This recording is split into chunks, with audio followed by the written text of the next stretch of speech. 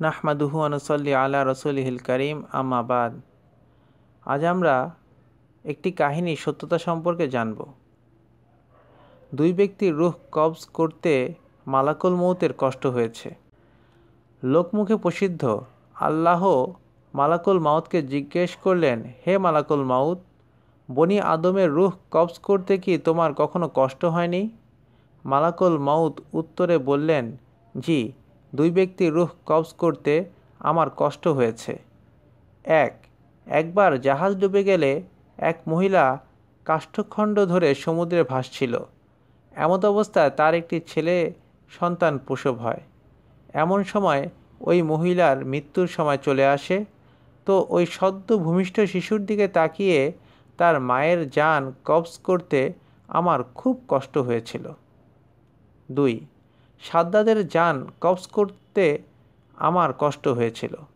যখন সে তার দুনিয়ার জান্নাত বানায় এবং সেখানে প্রবেশ করার মুহূর্তে এক পা ভেতরে দেওয়ার সাথে সাথে আরেক পা বাইরে থাকা অবস্থায় তার মৃত্যুর পরোয়ানা চলে আসে আর আমি তার জান কবজ করে নিই। আল্লাহ বললেন, ওহে মালাকুল মাউত, সমুদ্রের মধ্যে যে শিশুর মায়ের জান কবজ করতে তোমার কষ্ট হয়েছিল সে শিশুটিই ছিল সাদ্দাত। কেউ কিচ্ছাটিকে এভাবেও বলে, সংক্ষেপে, জনমানবশূন্য মরুভূমির মধ্যে সদ্য ভূমিষ্ঠ দুগ্ধপোষ্য শিশুর মায়ের জান কবজ করতে এবং এক অতি বৃদ্ধ কামারকে তার লাঠির নিচের অংশে লোহা লাগিয়ে দিতে বলেছিল, যাতে লাঠিটি অনেক বছর টেকসই হয়। এমতো অবস্থায় বৃদ্ধের মৃত্যু চলে আসে আর আমি তার জান কবজ করি। তো এ কথা শুনে আল্লাহ বললেন, ওই শিশু ও এই বৃদ্ধটি একই ব্যক্তি। কেউ এভাবেও বলে, আল্লাহ মালাকুল মাউতকে জিজ্ঞাসা করলেন, বনি আদমের রূহ কবজ করতে তোমার কখনো কান্না আসেনি? মালাকুল মাউত উত্তরে বললেন, হে আমার রব, বনি আদমের রূহ কবজ করতে গিয়ে আমি একবার কেঁদেছি, একবার হেসেছি এবং একবার ভীতু সন্ত্রস্ত হয়েছি। জনমানবশূন্য মরুভূমিতে সদ্য ভূমিষ্ঠ শিশুর মায়ের জান কবজ করতে গিয়ে শিশুটির কান্না ও অসহায়ত্ব দেখে কেঁদেছি। আর ভয় পেয়েছি এক আলেমের জান কবজ করতে গিয়ে। আমি যখন তার জান কবজ করতে যাই তো তার কামরা থেকে এক নূর বের হয়, যা দেখে আমি ভয় পেয়ে যাই।